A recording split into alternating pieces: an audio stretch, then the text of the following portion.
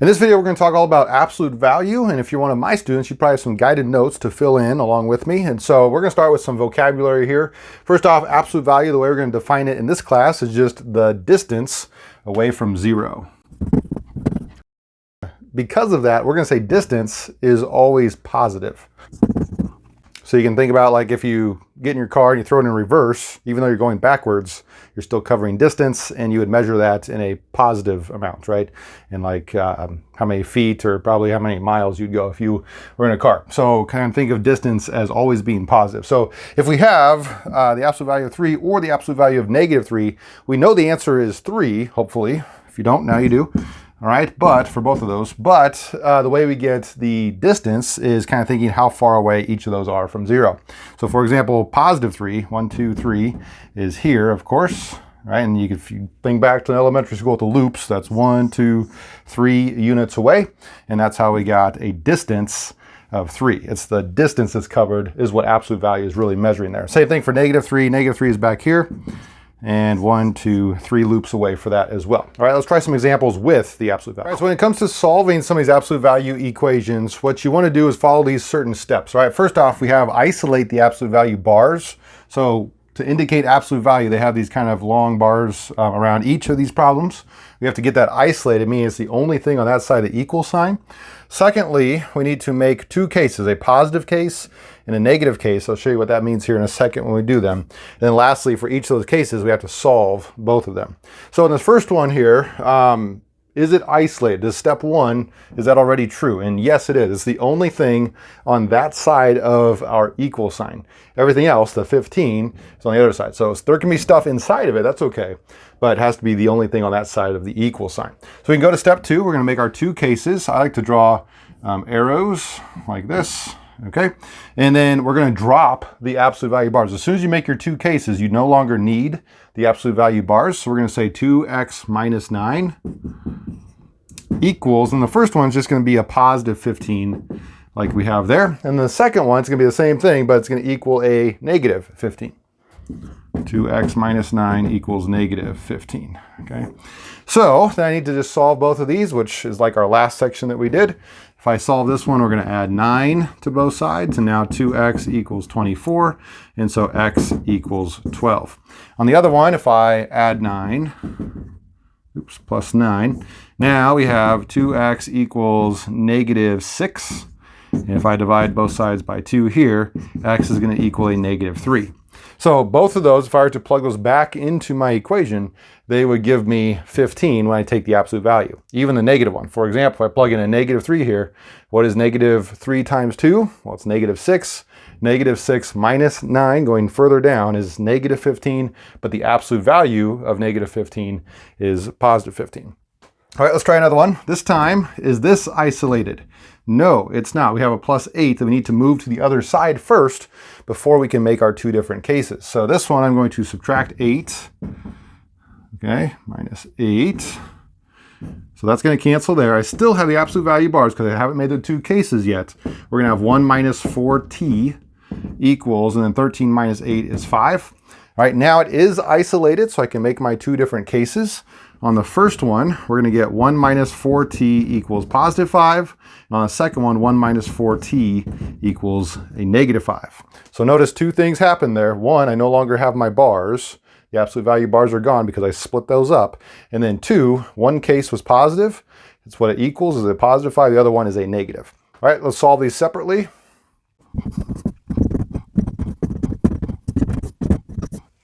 Okay, and then on one of them, I got t is a negative 1. The other one, t equals 3/2, or if you got 1.5, that's the same thing. Okay, the last one, notice I don't have a whole lot of room here because, remember, absolute value implies distance, and it can never equal a negative since distance can't be negative. So this is basically like saying that the distance equals a negative, which cannot happen. Therefore, this one is just going to be no solution. All right, no solution because it equals a negative. Now, if there's other stuff along here, like if this was negative 22 times the absolute value of 3x minus 1, and then you were to divide both sides by that negative 22 and get 1/2 over there, then that would be a positive 1/2 and that would work. So you have to get it isolated first, and then if it equals a negative, that's when it's no solution. Let's try a few more. All right, the next few problems we're going to talk about are absolute value inequalities. All right, so we're going to have like less thans or greater thans, or less than or equal to's, greater than or equal to's, those kind of things.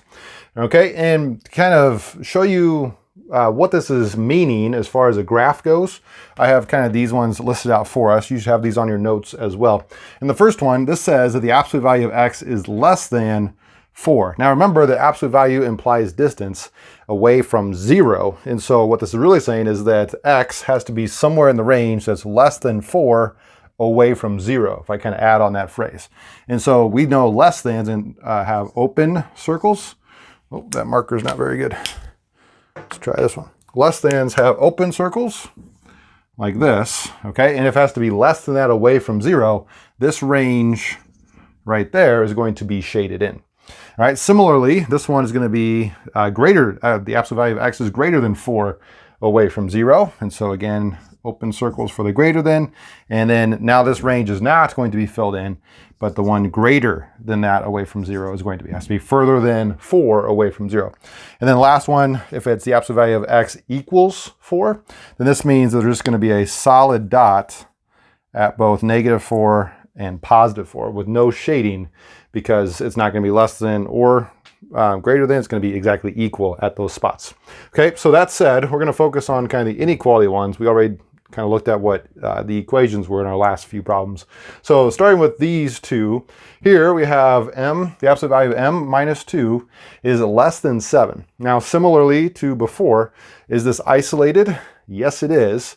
Okay, but when we make our two cases, there's going to be one very different change, and that's going to be that instead of just saying m minus 2 is less than 7, which is the first one, our second one, we also have to switch the sign and make it negative. So now it's going to be, for the second one, m minus 2 is greater than a -7. So two things switched there. It was less than the first one, now it's greater than, it was positive, and now it's negative. All right, let's solve these. In both cases, I need to add 2. I like to do them both together sometimes.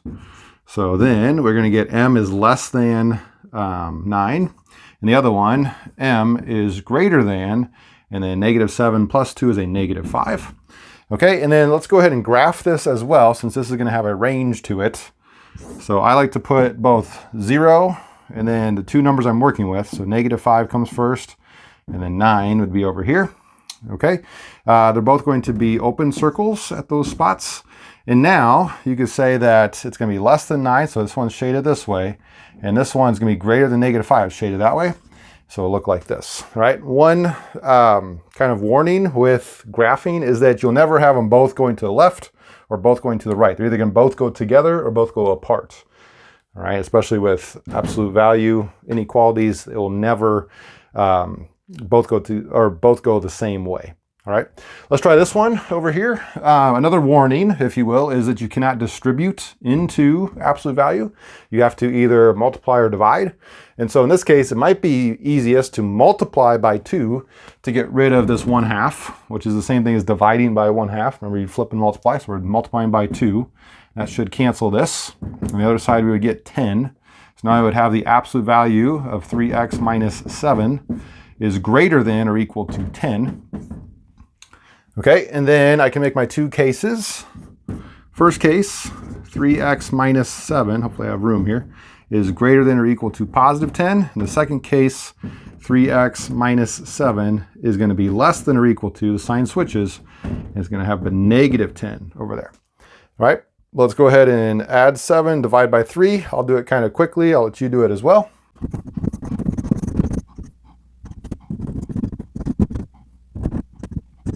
All right, there you go. Don't do what I did. I was kind of messing up there a little bit. I dropped my greater than or equal to sign. I just put it equal to. Okay, don't do that. Make sure you're keeping it all the way through. Also remember your rules. If you multiply or divide by a negative on both sides, that's when your sign would switch. Okay, in both cases here, we were dividing by a +3. Even though what we're dividing what we were dividing, it's what we divide by. So this was a -3, but we're dividing by a +3. All right, we get x. Let's see if we can graph this. X is greater than or equal to 5.6 and less than or equal to -1. So if I put in 0, -1 would be here. 5.6 or 17/3 is going to be over there. I'll say 5.6 repeating. We're both going to be closed dots this time. And it's going to be greater than 5.6, less than -1. So these ones are shaded apart. Okay, I think we have two more. All right, these last two problems should go a little bit quicker now that we know what we're doing.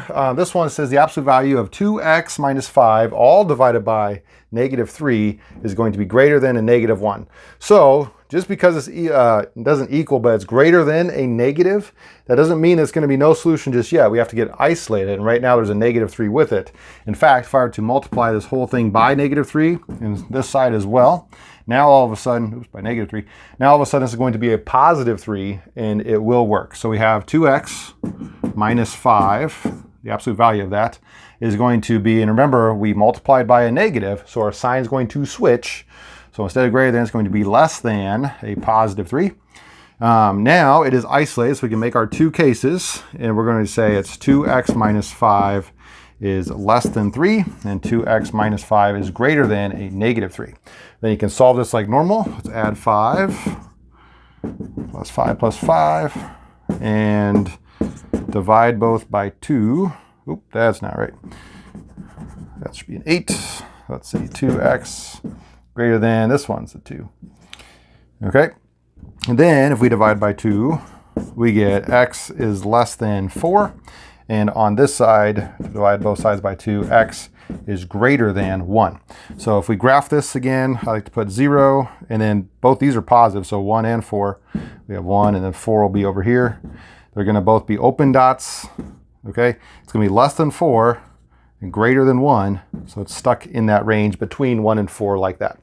Over here, this is one where if I divide by -2, now all of a sudden, oops, 1 minus 4x is, we divided by a negative, so the sign switches, greater than or equal to, and then you could probably leave this as either -5/2, or that's the same thing as -2.5. Either way, we have absolute value that is greater than or equal to something negative. What we're saying here is that distance is greater than something that's negative, or greater than or equal to something that's negative. That cannot happen, all right? So because of that, because of this negative and this being isolated, this is no solution.